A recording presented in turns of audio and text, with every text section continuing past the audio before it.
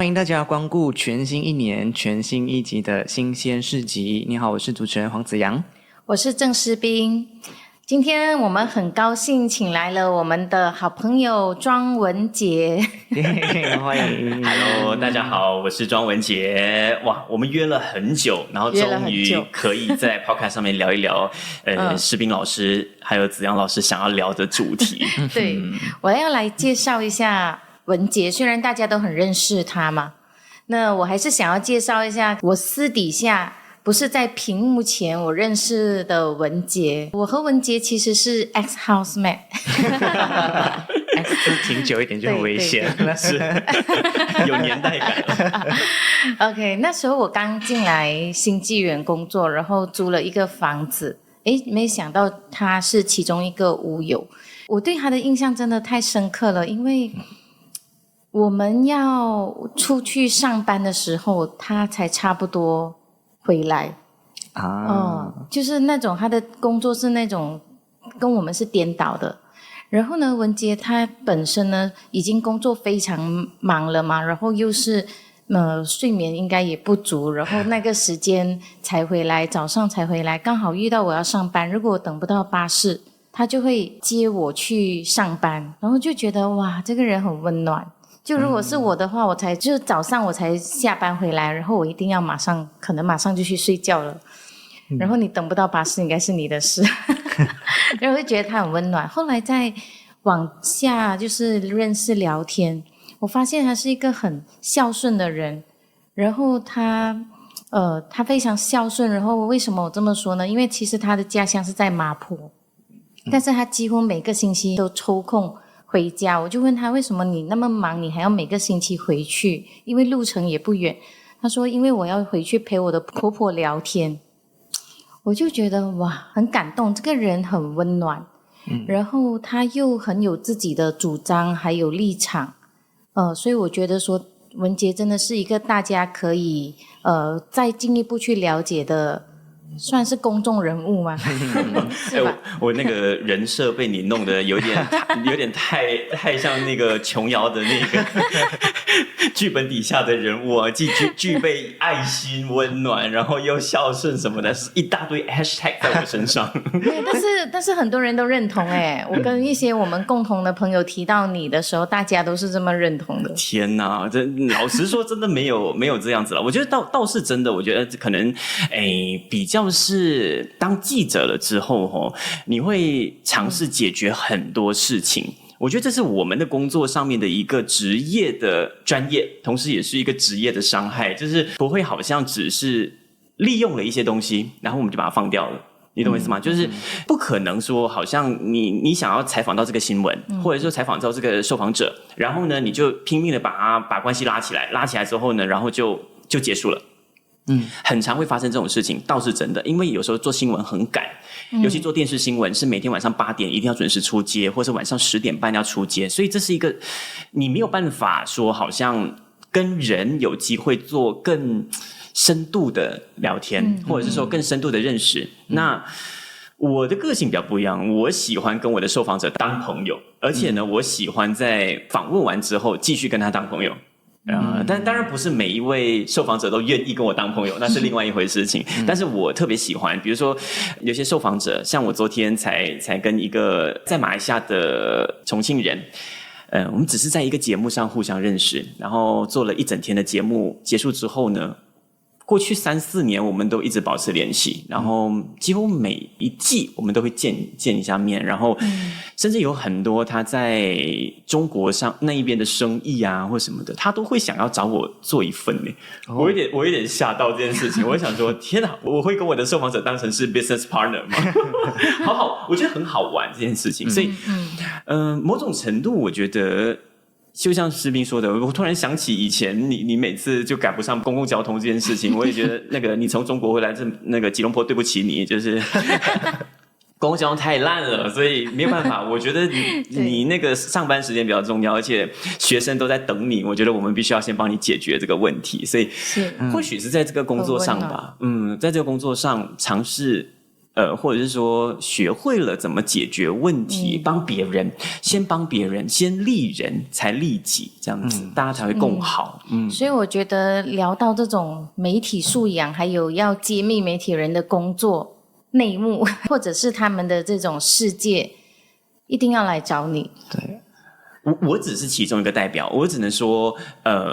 在媒体的世界，尤其在我们先谈马来西亚的那个整体的媒体环境，我们到现在如果你跟台湾来比的话，我从台湾毕业回来，跟台湾比的话，我们还是相对传统的经营方式，甚至呢，我们到现在还有5大报的报纸。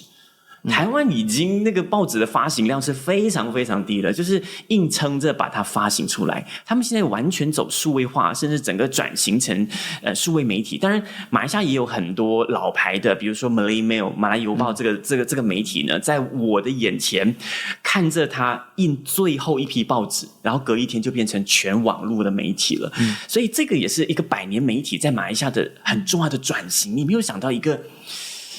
英文的媒体竟然会走到这么一步，但是这个是数位化的趋势。然后刚才回到说我只是其中一部分，是因为我们只做电视。那电视是其中一种媒体，其中一种管道。那每一天呢，你只能在晚上8点或晚上10点半能够看得到 Astro 的新闻。这只是其中一个传送或者是说传播的路径。我觉得我们在新闻线上的很多同业同行，不管是资深的前辈或者是我的后辈，其实我们都在很努力的在跟这个时代拼了。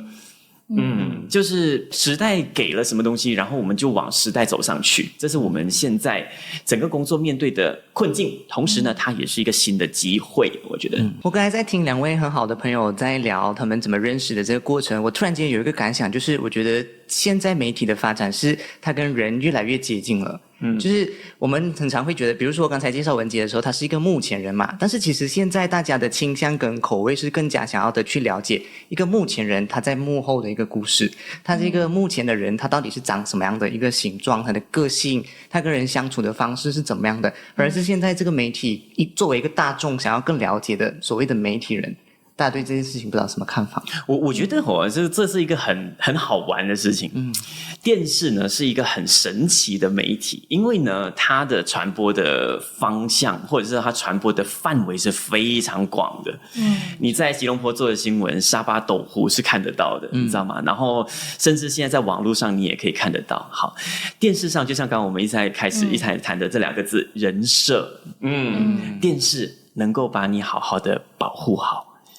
然后这个也是整个公司的经营的方针，他会觉得说，在做电视的这个过程，你的形象，你讲的话，这些都需要经过层层的过滤，层层的审查，最后才会从你的嘴巴讲出来。那这个东西呢，它就回应到做媒体有一个很好的事情，就是我们是一个团队合作的，你不可能说你一个人想红，或者是你一个人想要突破，然后后面的人会被你害死，然后整个电视台可能会垮了，这是大忌，这是大忌。所以不管是念媒体系，或者是说在电视台里面工作，甚至在所有媒体行业工作，他都强调的是团队合作。没有团队，你不可能一个人能够出位。回到这个东西，就是电视台能够把你保护得很好那个形象，然后呢，在电视之余，我们在网络上呢有机会做另外一种形象。所以有时候就像士兵跟子阳说的，就是可能会看到私底下的我们到底长什么样子。观众最喜欢看我们出糗，就是最喜欢看我们吃螺丝啊，然后最喜欢看我们就是每一次在节目结束之后2个人会对望，到底会讲什么，就是大家会有很多的这种好奇，所以有时候我们会让大家在网络上看到这一切。然后很好玩的啦。以前我还有在看电视新闻的时候啊，还有在看电视新闻，好，还在电视机上面看电视新闻的时候，我就会看到最后 end credit roll 出来的时候啊，就是他还会在拍着2个主持人在那个主播台上面嘛，我就很好奇他们2个在做什么东西，就一直在看，他们在聊天，还是在笑，还是什么？我觉得那个是脱下这个身份之后 somehow 脱下了这个身份之后，他们还原成最真实的自己的那个样子。其实现在如果你说在电视台它就是一个传统艺人，他的那个整个形象还是有经过雕塑、经过包装、经过保护、经过行销这样的一套方式，反而为什么大家会慢慢的比较少看电视，或者是说现在年轻人不太喜欢跟电视有太多的互动一方面，第一点肯定是时间，第二点肯定是因为 device 的整个改变，现在年轻人不可能再回到这么大的荧幕，我们的荧幕只会越来越小。我觉得电视它就是在一个很传统的经营的方式上面，还是有一套的方法。那跟网红有什么不一样？网红不也是让你看到他最真实的样子，或者是他有一个形象，他有一个人设嘛？其实大致上是一样的，大致上是一样的。我最近在电视台呢，我们做了一档节目，就是有个同事，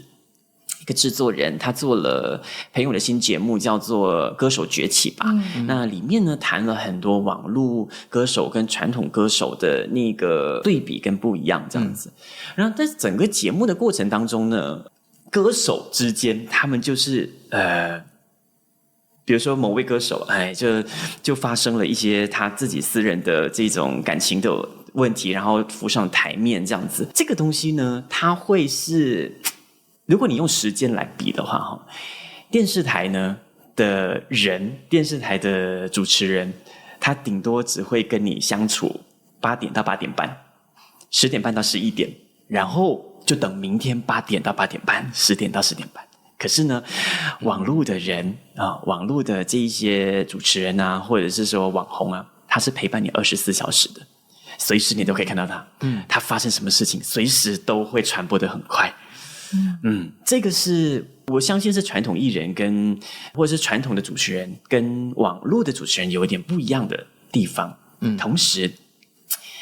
整个经营的方法也不一样。比如说我们刚刚说的人设这件事情，它有可能瞬间崩塌，就在一天8个小时里面把一个人彻底给毁了。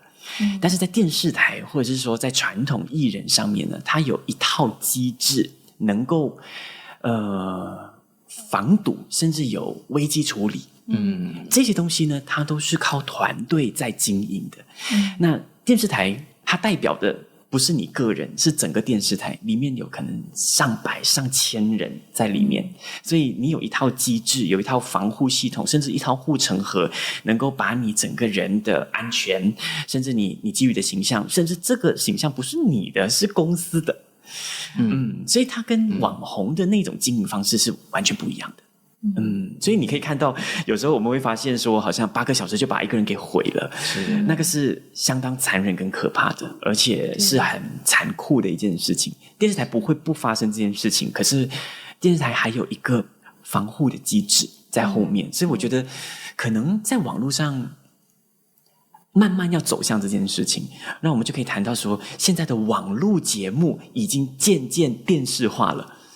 网络节目不再只是拿着一个GoPro，然后拍我的 Vlog，已经没有人在说 Vlog 这件事情了。网络节目已经变成电视规格了。是，如果他们没有往电视规格去的话，节目素质并不好，对，企划并不好，然后呢，生产出来 output 出来的东西并不好，所以就没有人看了。所以慢慢的，其实2个平台开始出现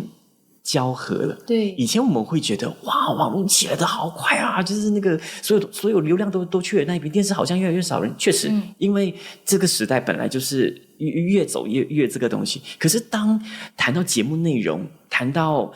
节目的这些整个生产企划，它慢慢又拉回来了。因为传统电视节目的制作水平跟素质跟整套机制，还是整个媒体传播的基础。不要说传统没用了，传统不会没用的，传统是基础，就像练武功一样，你没有把马步扎好，你往前冲，你只会摔得更快。我觉得这个好像也可以应用在很多不同的领域，就是很多时候大家觉得社会越来越进步，我们一直要追求新的东西，恨不得赶快把旧的东西抛掉。但其实好像慢慢我们观察，所有新的东西它最后会和旧的就是走一个融合，而那样的呈现方式其实是最受欢迎或者是最好的。我觉得他回到一个最根本的事情，就是说很基础的知识你一定要有，OK，基础的道德训练，基础的素养，这件事情是人的底层逻辑。就是那个底层，你把它做好之后，往上你要怎么样去发挥，甚至怎么样去把这朵花给打开，这个盒子给打开，那不是一件太难的事情。因为媒体现在，如果你要说媒体这件事情，大家只看到说我会用相机，我用手机拍东西，我会用 CapCut 剪东西，这些就是只是应用而已。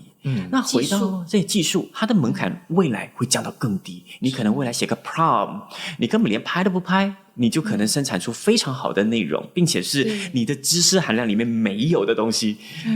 AI 能够帮你处理掉，而且未来5年内就会发生这件事情了。那回到这个东西，这个讯息是真的吗？这个讯息是可以这样子讲吗？或者是我们会对社会造成什么影响吗？这些东西都是最后回到整个经营媒体这件事情的底层逻辑到底是什么东西。那这个就是回到刚刚我们在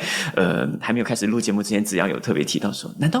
道真的就不用念媒体系了吗？那既然那个媒体的门槛降到那么低，就不用念媒体系了吗？真的还需要念吗？好，那我们就回应这个问题了。我现在有一个特别的感想，是觉得说，我觉得现在的孩子感觉可以不用念媒体系，但我觉得如果你对媒体有一定的憧憬跟希望跟追求的话，请你有这颗种子，然后呢去寻找这一些能够帮你实现梦想的人。不要自己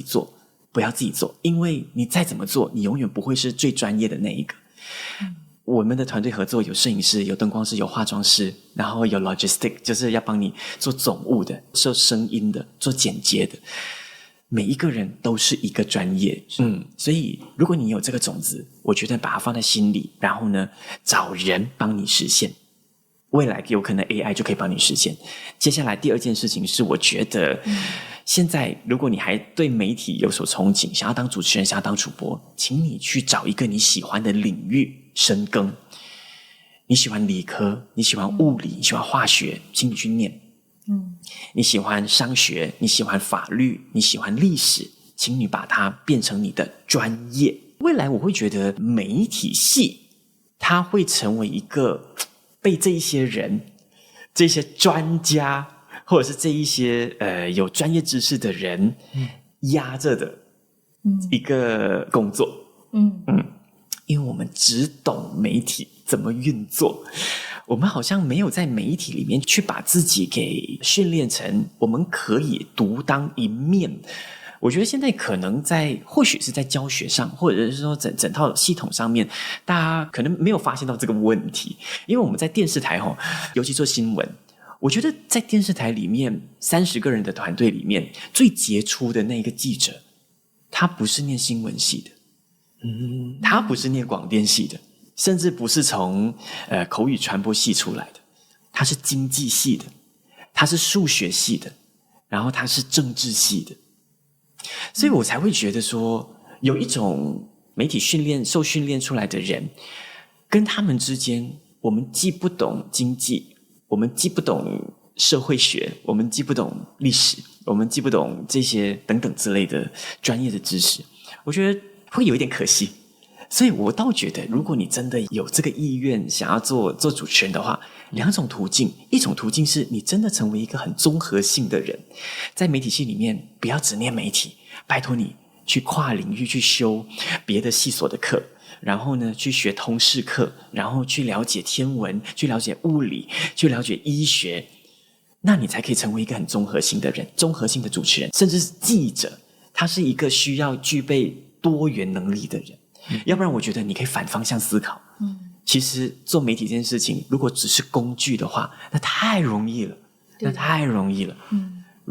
所有人都可以帮你完成这件事情。那你接下来你的专业到底是什么？别人为什么要听你讲话？当你是一个经济领域的专家，当你是一个历史学的专家，中文博士，你能够讲出诗词歌赋，能够把诗词歌赋用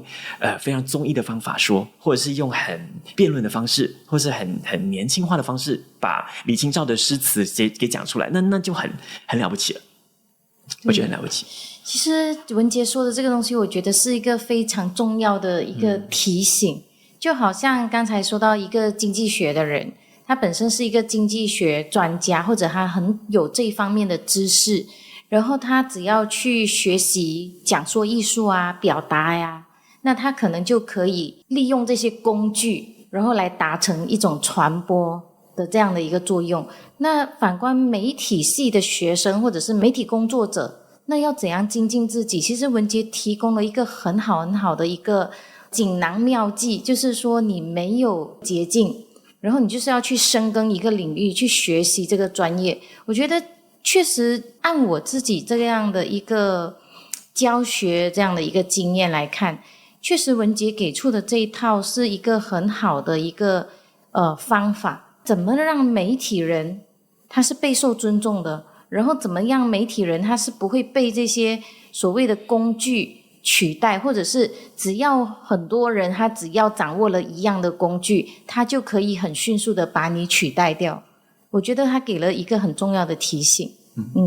我倒觉得可能说这番话可能会得罪现在在媒体行业工作的同行，或者甚至说磨灭很多媒体系的同学们，或者是未来对这行还有很多憧憬的孩子们的那种热情。但我觉得不要放弃，不是完全没有希望，而是呢你必须在这个行业里面知道它的底层逻辑跟它的游戏规则现在到底发展到什么样的程度了，而不是说好像只是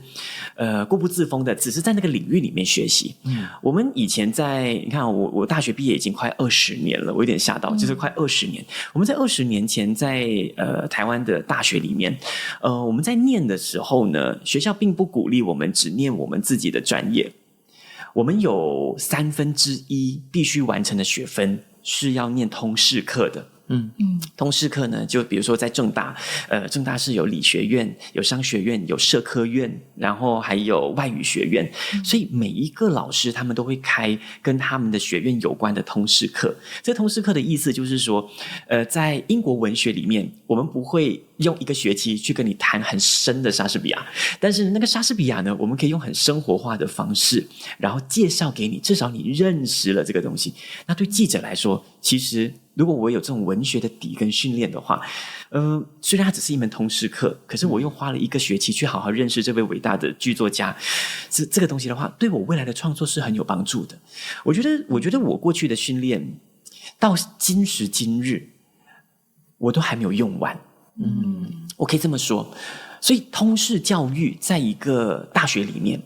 它是一个很重要的事情。那即使大学没有提供这个东西，现在的孩子，现在的媒体系的同学们，甚至不同领域的都好，你一定要让自己不是在自己的专业领域之内学习。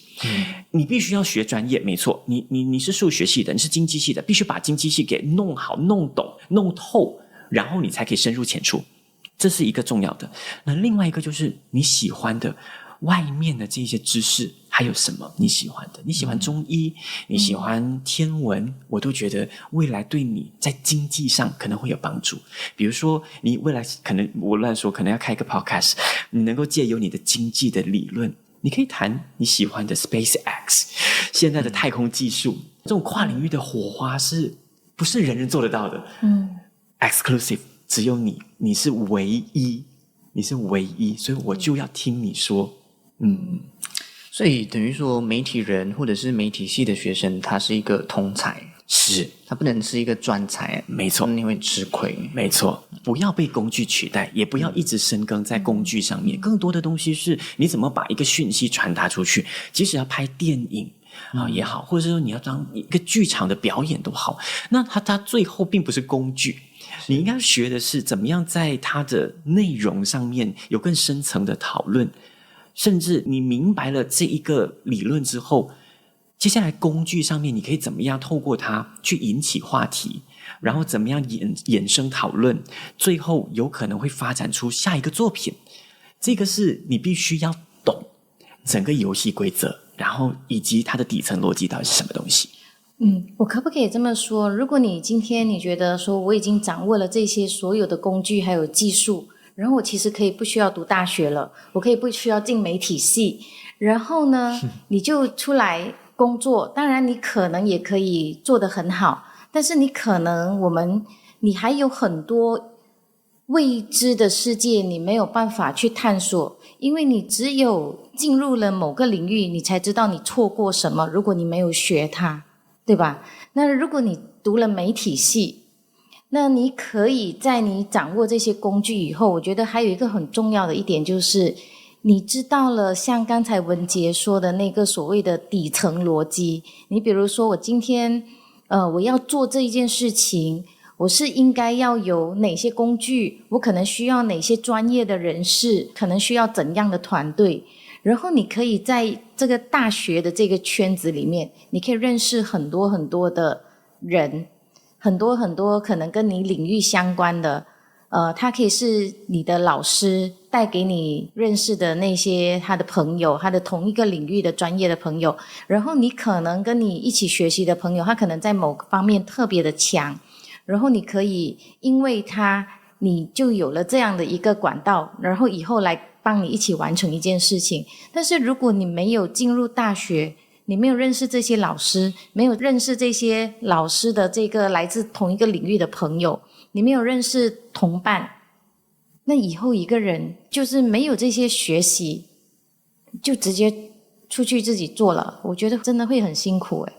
他会是很孤独的，因为如果你真的要做媒体这件事情，我们说就是现在如果自己做并不是难题，它很容易你可以自己做，可是你不一定会做得很好很专业，然后并且现在是一个对持久持续性这件事情。我前天跟一个师傅就是聊天的时候呢，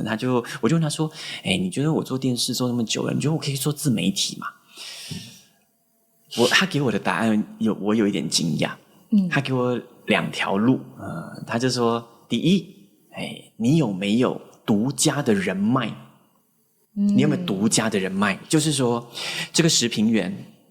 在对所有传统媒体讲之前，你独家拿到料，就只有你 exclusive 唯一，你有没有？我说不出，我答不上来。我跟他说有啊，我的受访者都很强，我认识的都很强。他说，但是这不是人脉啊，这也不是独家啊，这也不是唯一啊。那你有什么本钱做自媒体？这是一个震撼的打击。我们常常跟很多政治人物做节目啊，采访啊这些东西。可是人脉这件事情，不是你跟他拍一张照，你跟他做一个节目就是人脉。是人家觉得你有没有价值，他才可以跟你做利益的交换。这个东西，利益这2个字不是很负面的，它是这个社会上面的相处一个很重要的东西，就是人脉这件事情。这是第一个。第二个问题呢，他就问我觉得也是灵魂拷问。他说，你目前当下有没有1000个点子可以给我？1000个哦，1000个，我又语塞了。我跟他说可以啊，为什么不行？我就觉得我可以啊，我可以想出来。他说这个核心的关键就在于，为什么我会逼你要1000个？是因为那个是像子阳说的持续性，1000个点子不是每一个都可以成的，不是每一个都可以爆的。所以有多少个东西是可以成的？如果不可以的话，你就要淘汰。淘汰之后，你有没有替补的东西？所以你可能那个小叮当的那个百宝袋里面，你要有5000个点子吧。你才有办法去筛选。如果你只有1000个，最后筛出来只有10%的话，你只有100个那是很危险的。你跟做多少集节目？1年365天，你每一个礼拜要出2集节目的话，你1年就至少要出100多集。100多集，那已经不是一个现在这个时代大家会粘着度那么高的了。你一个礼拜至少要出4集吧，2天1集，2天1集，2天1集，你才有办法。或甚至你要做到日更，你才有办法连接到你的观众，然后让他们变成你的那个超级脑粉，甚至是黏着你。但你有办法讲1000个主题吗？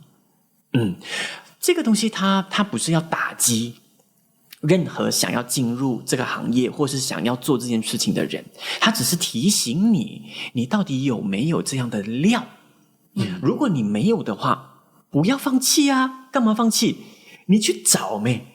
不然你就去学呗，不就是这样吗？就是我没有独家的人脉，但我可以找啊，我可以在我的生活里面去跟人相处，去认识朋友，去扩大我的社交圈，去扩大我的知识领域。那这些不就是实际的做法吗？你是可以扭转的。第二个，我没有1000个点子，那我可不可以每一天早上起床，用我零碎的时间去想一个点子？我洗澡的过程5分钟，我可以想一个点子，我就全部把它写下来。我不觉得你1个月没有想出200个，5个月不就1000个了？这件事情不急，不急，你有多少的料，它是你能够走多久的关键。真的，所以这个东西不急，你不急着说啊，现在看到这么多网红啊，我也想要参一咖。时代虽然不等人，可是呢，你必须 ready 好自己，才把自己丢出去，要不然你是会被时代淘汰的。那你干嘛出去呢？这个是我很深的一个体悟。所以我的师父这么跟我说了之后呢，我会觉得我好像也被打醒了，就是说，你干嘛不把你自己现在会的，然后把它做好、做深、做广，然后能够把你的责任做得更加的透彻，就是透过传统媒体、透过电视这件事情，用画面说故事，那不就是你最核心的能力，你的护城河吗？这个是没有人可以取代的，因为你有可能是那个唯一，你有可能是那个唯一。但市面上现在有很多人懂得用画面说故事，但你说的故事的方法是有人愿意听的，那你就是这一群人的唯一了。所以未来的世界，我们在20年前念大学的时候，已经在谈小众媒体了。就是大众媒体这件事情逐渐萎缩，变成小众媒体，它只会提供给愿意听你讲的，立场跟你一样的，品味、口味，或者是他的审美价值观跟你一样的人，那就是小众。那时候已经是这样了，现在更加的是分众。那个分众的意思就是说，你喜欢的东西更加的 niche， 更加的小。比如说你喜欢动漫，甚至动漫里面的其中一个人物，它会越来越小。那这一些东西呢，透过 device 这件事情上面，这一些媒体巨兽们，网络媒体巨兽们呢，他们就会用演算法的方式建构你的世界。是，所以长辈、老师，然后我们都很担心未来的孩子，他只懂他喜欢的东西，他就一直在那个里面。这个是为什么我觉得可能欧美国家一直在管这些大的媒体巨擘的这个原因，就是这个演算法太危险了。它确实是对的，因为它把你喜欢的东西推播给你，那是没有错的，你就在那个东西里面。可是你必须要意识到这件事情，如果你没有意识到的话，你真的就会在那个言论里面，在那一个世界里面。未来呢，不是一言堂，我们说的一言堂就是我们传统新闻在写的，我们必须要平衡报道，正方要讲，然后反方也要讲，让观众能够同时在一篇内容里面吸收两方面的知识，我们希望涵盖全面。未来会变成一言堂，就只听一种声音，你不相信别人其他人讲的，那你相信那个声音是真的还是假的，那又是另外一个层次的讨论了。这是我们做老师经常会很挂碍很害怕的一件事。那其实我想问文杰，就是如果今天比如说我们已经在演算法里面了，我们在日常生活中我们可以做些什么事情，然后来让自己脱离，或者是避免自己被这个演算法困住，有没有什么样具体的一些步骤来帮助我们？问问子阳，你平时都看些什么东西，然后会不会一直真的就是像这样子，就是演算法，然后就一直让你看同样的东西？其实我很早意识到，我们现在在社交媒体上看到的东西都是被推送的，所以我知道自己处在一个被动的位置上面，所以我选择，因为我蛮叛逆的，所以我不想要被推送这些东西，我就开始去挑战我的演算法，我去搜索一些我平时不会关注的内容，比如说美容、养生什么之类的那种，不太是，因为我可能比较是一个关注文学、文艺、文化类的人嘛，所以我就会去做一些不是自己平时领域会去关注的领域的东西，然后主动去找这些知识，所以为了抗拒这个演算法去做这件事情。我觉得这个是对的，这是其中一个方式。但是我会觉得我们从生活上面来讲，或者是从我当记者的这个角度来想这件事情，确实没有错。就是但是你需要去抗衡这个东西，让演算法误读你的讯息让你自己去排播你喜欢看的东西，这样子。所以你自己的社交媒体上面就变成一个小报纸，就是你可以有各种领域的知识这个东西。可是它最后回到呢，你还是锁在这个 device 上面。我觉得唯一一个途径就是多跟人交流，多认识朋友，不要只是在手机跟这一个上面互相关心、互相问候，社交媒体是没有问题的，但是不要只是在上面。我希望大家可能在跟人交流的过程当中，那个冲击才是最直接的，并且呢，你会知道他到底吸收了些什么东西，然后跟你讲的东西，你会发现，好像不是这么一回事耶，我之前听谁讲，好像是不是这样子的，产生了辩论，产生了思考，然后思辨。我觉得，如果你真的很担心自己只是一个这样的人的话，这个是唯一的途径，我觉得是唯一的途径。然后怎样可能是一种方式，就是让自己的社交媒体上面的内容，或是你每天接收到讯息的内容可以更多元，那可能是一种方法。但我觉得，我相信人讲出来的话，因为你在社交媒体看到的都是他经过修饰，或者是说经过排列的东西，但是跟人讲话，他是可以给你更多。你感受到他的肢体，感受到他的能量，感受到他知识含量的东西。所以回到这个东西上面呢，我会觉得，这个世界会越来越孤独，就是大家都在这个媒体上。我真的希望大家可以赶快醒一醒，跟尽量把握跟人讲话的机会。然后我可以分享一个东西，就是因为我去了巴黎奥运，然后做采访，后来。我就开始研究一下巴黎人为什么那么喜欢坐在街头。对，好奇怪啊。对。然后我们的 cafe 是一张桌子，就是2个人面对面，好，就是这样子坐着的，就是不会说好像大家都集体坐在那，就是面向马路，对，好妙哦这件事情。然后他们也会就好像坐的很像一个剧场这样子，就整排坐过去这样子，大家都面对同一个方向，都在看马路上的人。这好妙哦！我真的完全不知道到底发生什么事情，而且桌子跟桌子之间是可以互相讲话的。好奇怪，我觉得在马来西亚的话，我们可能会觉得你是不是神经病，还是害怕你是要给我推销保险，或者是安利我。会有这种感觉。可是后来我发现法国人的教育是很特别的，他们在他们的教育系统里面是有一堂课叫哲学课的。这个哲学课呢是在中学的时候就要上了，中学毕业之前，高3毕业之前，他们必须要上1个学期的哲学课，让孩子可以辩论，可以针对一个课题去思考。这个东西是他们为什么可以在咖啡店变成他们的一个交流的场所的原因。他们喜欢坐在那边，你觉得他们好像好松弛啊，法国人好浪漫啊，就喝杯咖啡然后看路上的人走来走去。 No， 底层逻辑不是这么简单的，他在观察这个社会到底发生什么事情，这些东西有可能就是触发他的灵感，触发跟人讲话的那一个契机，这是一个。后来我在看了很多纪录片之后，发现法国人的这个哲学课并不是只是在中学，大学是肯定有，大学是毋庸置疑肯定要有这个思辨的课是没有问题。到中学竟然有我想说我中学6年到底干嘛？就是竟然没有这个东西，没有促进思辨的这个东西。小学竟然也有小学竟然也有，他让小朋友能够在一个小朋友能够认知范围的哲学领域去谈论生死，他让他看叶子，活的跟死的，透过这样的方式，生死这个东西虽然是你觉得它是生物观察，但背后是哲学问题。哇，很妙。然后现在有一群老师正在帮幼儿园的孩子在写哲学教学课本。这是我从纪录片上面知道的，我不确定法国人是不是真的就是用这套体系，但是我透过纪录片去看到，天哪，法国人在做这件事情耶，他们几乎没有在看手机的。如果在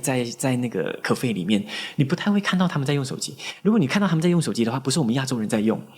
就是可能从别的国家来的外国人，他们在用手机拍照啊，或是在刷手机，不讲话。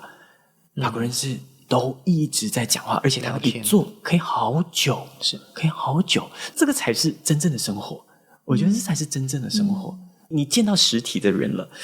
就像我们说的，就放下手机，它能够促进你的脑部的思考这件事情。像视频刚才在担心，会不会看太多这种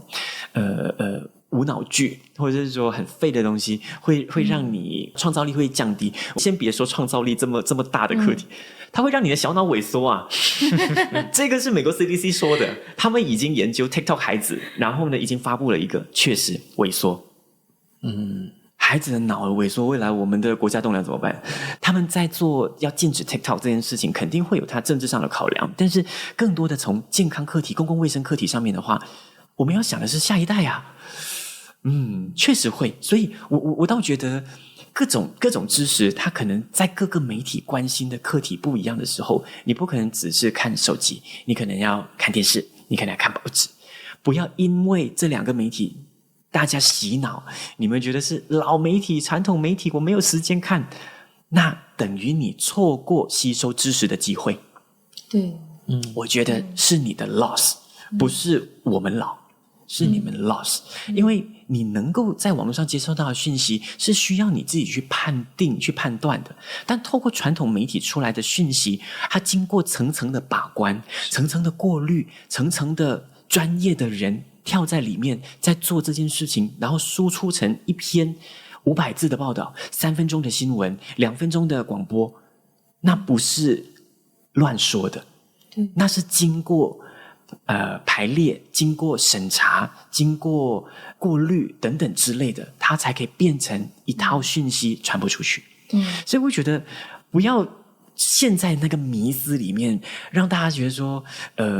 现在我根本没有时间看新闻报告看啊，没有时间看8点这个报告，8点谁在家？我还在路上塞车诶 Hello， 现在电视可以录的好吗？而且现在呢，有很多电视内容、新闻内容都在网络上，那就看嘛。相信也不要说完全相信，因为当记者也会犯错的，我们也会犯错，错字。理解错误这些东西都可能发生，但是它会比可能外界的讯息再好一点，再好一点，就是至少我们有经过层层把关，因为一个记者从外面采访回来的新闻之后，我们写出来会经过制作人先看，然后会有编审，编审之后呢，他接下来可能会去到公司的高层，然后因为你的记者感受到的东西未必是公司的立场需要讲的东西，所以记者访问回来的东西，它是需要经过过滤，一层又一层又一层，然后到最后8点半呈现出来的，就是经过排列出来，然后并且是有经过筛选的，并且帮你决定你今天应该知道些什么东西。不要说哎呀，看新闻不就那几条新闻，你们都没有讲很多新闻的，每天很闷的啦，就讲那几条。这是什么时代了？不要只靠电视啊，你有手机没？然后你有广播嘛，你有电脑嘛，所以电视台没有给你的，就看其他的啊。为什么只局限自己吸收一种知识，或是从一个管道吸收知识？我觉得那是你的损失。是不可以从太过单一的社群团体，或者是从太过单一的某本书或者是某个工具来汲取我们要的一个知识。其实有时候我觉得现在时代也真的是有一点变了。我记得以前我们小时候，如果听到爸爸妈妈或者是长辈说某某人的工作很好，那他的那个很好一定是因为说他有出国的机会，有这种常常出差的这种机会，它其实背后的那个逻辑应该就是因为当你有这些机会以后，你可以认识到更多不同的人，你可以吸收到很多不同的养分，然后让自己成为一个更好的人，或者在你专业上更精进的人。但是现在我们一般上，你比如说我面试，好多人尤其男生跟我说不想要出国，不要出差，所以我就没有办法用它了，我就没有办法，因为我的工作是要国际教育学院嘛，是需要常常出去见人谈业务。但是他们大部分我听到不少的，包括我们的人事处都觉得现在的男生是怎么了，很多是男生跟我们说我不要出国，不要出差。你这个样本够多吗？蛮多的耶。真的吗？蛮多的。然后后来我有去问一些比较年轻的朋友，他们觉得我是喜欢出国，但是我喜欢出国是去旅行，我去玩，我不是要出国工作。因为我觉得这个东西太累了，我就可能在我的一个我理想的范围里边我去工作，然后我存到钱，我累积了假期，然后我去玩，我很开心的玩，我为什么要工作呢？我出国我干嘛还要工作？所以这个跟我小时候接触听到的其实是完全不一样了，新的一种想法。我觉得也有可能哦，不确定，有可能是因为现在的孩子会比较在舒适圈里面生活吧。我觉得他们是富裕的一代，就被富养长大的，所以有可能我们是最后一代，就是我们还是那种刻苦耐劳，然后呢，希望自己可以一直求进步，一直往上爬的。你说的这个东西哈，就是出国这件事情，我觉得在记者的工作上面，它也是非常有趣的。好，我总结2个字，先说结论：打开眼界。这个是，如果不是这个工作，不是当记者，或者是说不是你真的走出你的舒适圈，离开你的家去别的地方，你是不会有的。眼界这2个字情。好，我可能可以谈两个东西吧。第一个呢，我觉得我比较重要的出国采访的经历，我们先别说出国是去旅行或什么的，我的生活有点奇怪，我是那种 work-life balance 的人，就是我出国去玩，我也会在出国的过程当中看看哪一些题材未来我可以做的。或是我会直接跟他们留联系方式，有一天我回来日本镰仓的时候，我可不可能来找你？然后呢，我想要访问什么东西这样子。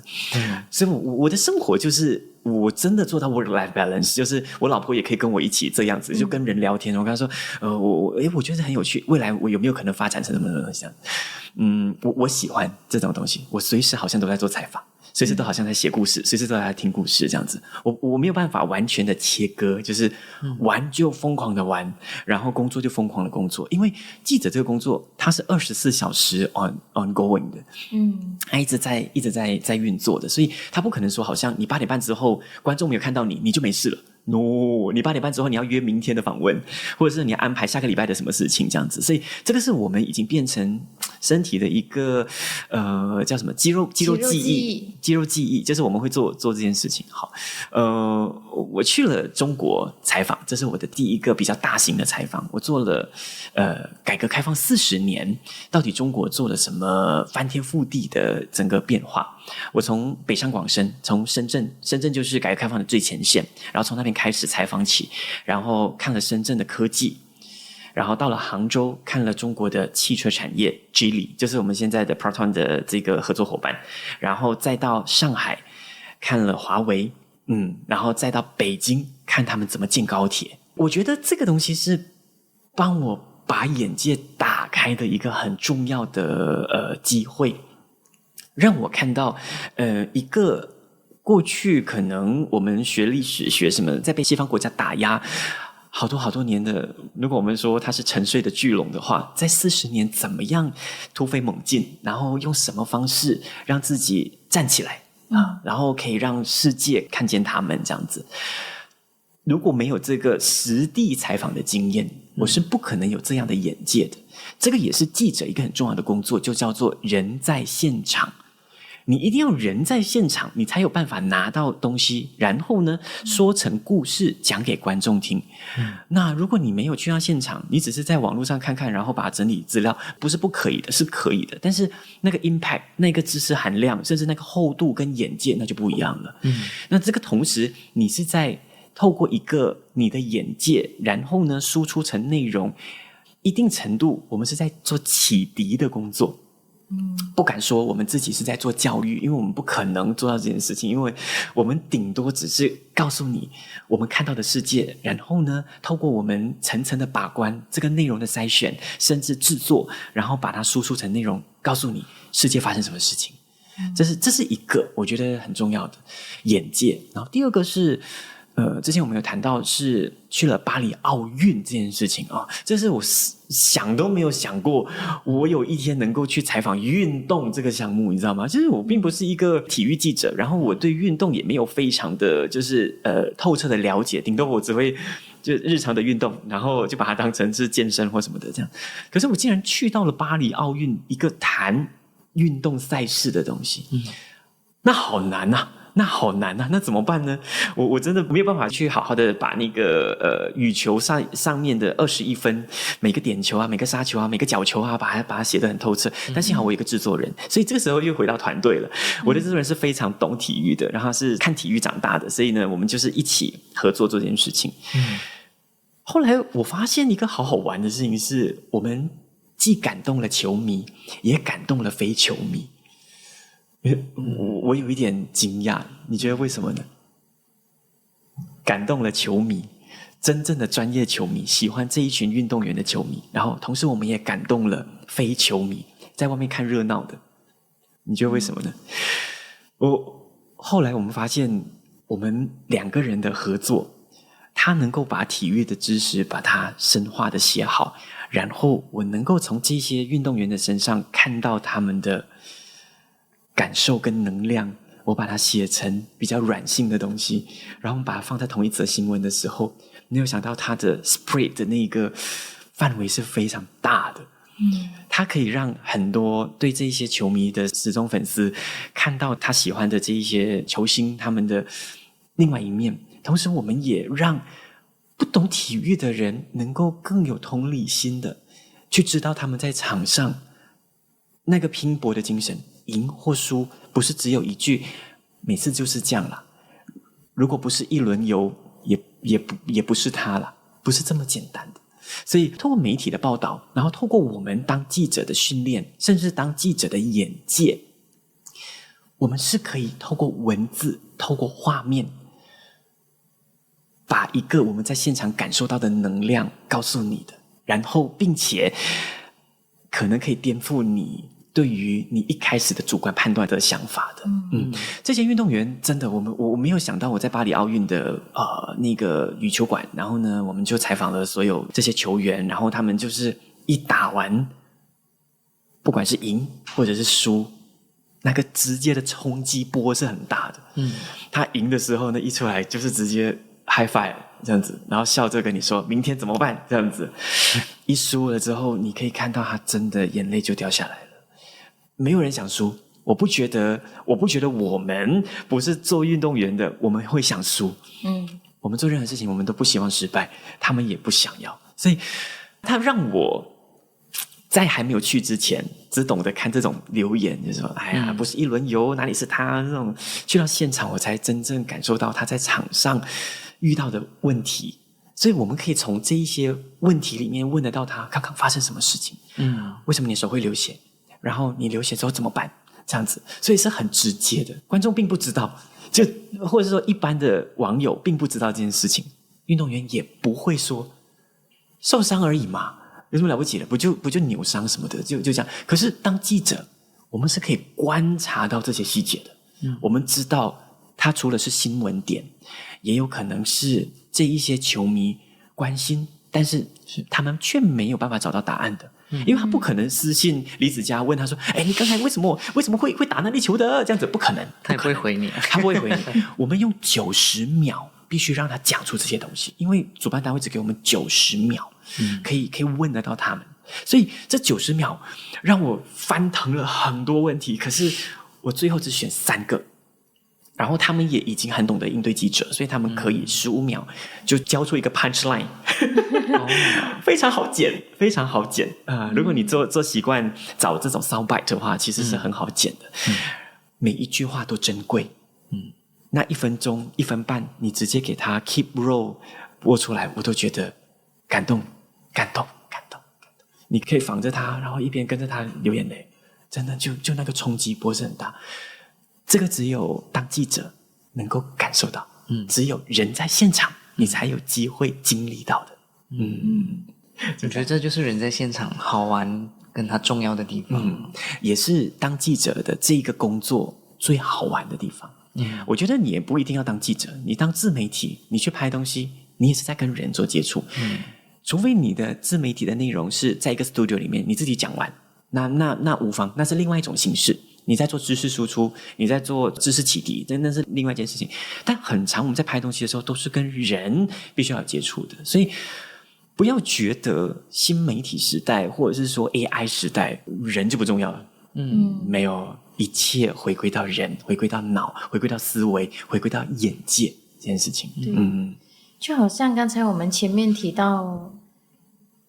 旧的东西它其实还是会存在还有继续，但是它会和新的东西来一个碰撞然后融合。其实人和 AI 也是一样，最后这个 AI 和人当 AI 越来越发展的时候，其实大家会更加想要去找这个人的温度。你说的很对耶，怎么办？这是我最近在思考的问题。因为我老婆是科技人，她在科技产业里面工作，然后天天都在跟我讨论 AI 产业，然后跟 AI 发展、运算，然后这些很云端的事情啊，这样子。然后呢，她的老公又是一个站在地上的人啊，就是所以我们常常会有很多的那个辩论，就是在这个课题上面。我跟她说，我很深刻的体会是，我很希望 AI 发展的非常好，我很希望，因为当 AI 越假，人就越真。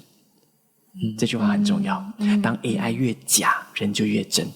当然，我觉得这只是我目前的想法，因为 AI 有一天会变真，而且不用太久，它会变真，它会。只是我觉得，当它变成这个样子了之后，真人讲出来的东西才是更有能量的。我由衷的深信这件事情，但我不会去跟 AI 抗衡，就是说啊，我就笑你，哈哈哈，你看吧，你看吧，我就笑你，你是不是越来越假？是不是越来越假？是不是你看我讲东西才比较有人要听，还是什么的？我不会这样子去归类，但是我知道那一个真正的核心是在人的身上，所以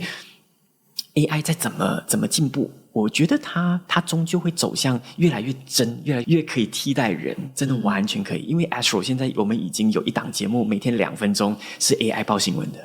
真的是 AI 报新闻。然后呢，我们只要输入 prompt， 然后输入那一个要他讲的新闻，他就能够 deliver 的很好，动作啊、笑容啊、表情啊，主播完全不用去化妆。然后我们工作人员只需要2个人就可以生产了，但是你知道一天的节目至少要30个人一起工作，才可以让你看到半个小时的节目。但是那个2分钟，它只要1个到2个人就可以完成。它是在大大降低那个成本。可是，这是一个新尝试，我们也不知道它到底会发生什么事情，或是会走到哪一个地步。但是我觉得往回看，我常常有一种，我在上易经课的时候，很好笑，我就是上了易经课，多元知识吸收。老师有说到一个东西，就父老说了一件事情，他说，如果你往前走已经看不到路的话，你还有一条路可以选，就是来时路。你可以走来时路，就是叫你往回走。我觉得这是一个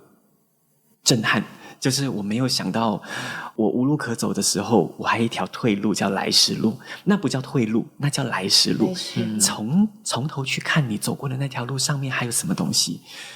这个很重要，所以每次在说 AI 越发展的越发达，它会越假，我觉得它会越假，然后人它会越真，它会形成两端，但是这个只是在我们这个年纪，或是现在当前的人类接触到的讯息，目前是这样子。可是你们想到我们的下一代，他一出来就是 AI 时代，他是看 AI 长大的，你觉得他会相信人，相信 AI？这个是时代没有办法的，这是没有办法的，所以我们只能在这个时代的往前走的这个路上呢，不断的可能一直不断的思考，或是一直不断的调整自己的步伐，甚至不断调整自己的做事的态度，应对这些东西，不必害怕，你必须要拥抱 AI， 然后呢去用，你才会知道它到底是一个什么样的世界，它的游戏规则是什么，然后怎么样帮助你，然后你们2个可以怎么样共生。这件事情是很重要的。我自己今天其实很少讲话，我很少讲话，是因为我觉得我从文杰身上学到好多东西。因为虽然我们的主题是在谈媒体，但很多时候我们回到了真正在谈人在这个时代应该要怎么样生存也好，生活也好，跟保留你自己的一个特色跟一个定位，立足在这个社会里面。所以我觉得文杰自己很适合做这些节目。即便你觉得自己没有去到教育这样的一个深度，但是我觉得你很适合，因为我真的今天从你身上学到很多东西。不可以从单一管道吸收资讯哦。你是其中一个管道，我们需要你作为其中一个好的管道。但我必须要说，我今天说的东西呢，只是我在这个工作上11年得到的一个体悟。因为我这个11年确实是翻天覆地的在改变的。从 Astro 是一个最辉煌的，大家觉得电视媒体最辉煌的那个年代，慢慢退下来，觉得传统媒体好像没有什么好玩的了，或者是说传统媒体式微了这件事情。然后到新媒体崛起啊，从网络时代网红，然后到现在 AI， 我觉得我的过去11年是非常精彩的，一直在很 trendy 的那一个前线上面持续在做新闻这件事情，而且同时呢，也不止在做新闻，而是在做很多跨领域的节目啊，比如说可能有草药的啊，或者是有行脚类的啊，有医学类的啊，这些东西都是广泛吧。我会广泛吸收这个东西。当记者有一个非常非常大的好处是，你会认识很多人。比起很多职业来说，记者是一个知识库。我们可以从不同的人、不同的角色、不同领域的人上面吸收一些东西，然后变成我们的。然后，当你沉淀的够多，你是可以在一定时间反刍出来，然后并且把它变成一个新的应用的。比如说，我没有想到，我过去在学就是跟这些医生在做访问的过程当中，我竟然在下一个节目能够反刍这些医生给我的知识，跟他给我的一些想法，然后变成在新的节目里面应用的、包装过的一套说法，这样子。所以这个也是。有一点点班门弄斧，有一点点，但是我觉得身为一个主持人，身为一个记者，你要让观众相信你，或是让观众喜欢你，或是愿意听你讲话，这个最基础的事情，不要说到喜欢、相信你，他愿意听你讲话这件事情，是需要一点点机会，跟一点点缘分，然后以及你自己的努力，还有你的知识到哪里这件事情。所以有最后一题呢，有问到说到底如果真的想要到电视台工作，或者想要当记者，你需要先准备什么？我觉得我们刚刚1个小时应该有谈到你应该要做哪一些准备了。但我觉得真正需要的东西是机会，是贵人，是这2个东西啊。我不会说好像你可能没有这2个东西，你就不适合做这个东西，你没有机会踏进这个东西，不可能，不会，请不要放弃。我还是觉得不要放弃，因为在这个时代，任何人都可能成功。你只要踏出去，敢做，那就没太大问题了。但是你要做的同时，请你有一些准备，并且有一些策略，想好了推出去。2件事情，你有没有足够的人脉？有没有1000个点子？我觉得你可以走很久。如果你把这2个问题想得很透彻的话，你会走很久。接下来你可能要想的是其他的定位啊、内容啊、技术啊，或者是差异化，这些东西都是很后端。2个核心的问题把它弄好，并且了解你是一个什么样的人，你要给观众什么样的东西，观众听你的东西会不会吸收到什么东西，那就是你的护城河，你的核心价值。好像有点遗憾的结尾，但是真的会是一个这个东西。人家都说把机会留给准备好的人，那准备好是什么意思？就是这一些。但是这个时代别等，你可以准备到一定程度了，你觉得可以了，好，试试看，试错嘛，你先试错。给自己一段时间试错，你一定会试出一个对的东西来的，然后就往下走。那就是你1000个点子以及你的人脉在的地方，你一定会找到，你一定会找到。好棒的总结。是，刚才文杰提到的这一些，就是他告诉我们听众，就是你要准备些什么，怎么去准备。我觉得这些都很棒。然后最后他提到要有贵人嘛，我觉得这些所有的准备就是为了那一次贵人给你那个机会的时候，你就牢牢的抓住，不要在贵人来了，但是你还没有准备好，或者是你准备了，但是你让他失望，可能他的失望不是因为觉得你表现不好，而是其他人看了摇头，那只有你那个贵人坚持点头，也没有办法，因为它是一个团队的作业，所以你要好好的抓住那个机会。而要怎么去抓住呢？我觉得文杰刚才也给出一个很好的方法，就是你要去深耕一个专业一个领域，然后让自己不断的去学习，然后不要抗拒一些正规的训练，对吗？比如说大学里面去学习一些通识课程，还有去学习一些技术的，然后去了解一个专业的底层逻辑，还有他的一些文化道德价值观之类的。我觉得文杰真的很适合，虽然他一直说不能说自己是教育，今天的这个内容我觉得虽然我们主持人说的很少，但是我觉得我自己本身也觉得学到很多东西。虽然你说你没有在教育嘛，我们听起来也没有感觉到这个人好像在说教，就觉得是，但是就很多时候你说完了我们安静，然后你继续说但是我们安静其实不是因为我们不想要接话，而是我因为我们内心有很多，我觉得我相信我跟子阳都一样，内心有很多激荡，然后在思考你说的很多东西，我觉得很有意思，就特别感谢文杰今天来给我们做这个分享。我们场外其实也有很多媒体系的人好残忍哦其实我觉得他们相信他们也是很有收获。好，谢谢文杰，谢谢士兵，谢谢子阳，谢谢新纪元给我这个机会来分享，希望大家都可以在这条路上如果你有梦想的话，请把握机会，然后呢好好的展现自己，这是一个最好的时代。加油。好，那谢谢，感谢大家收听今天的新鲜事集，我是黄子阳，我是郑士兵，我们下一集再见。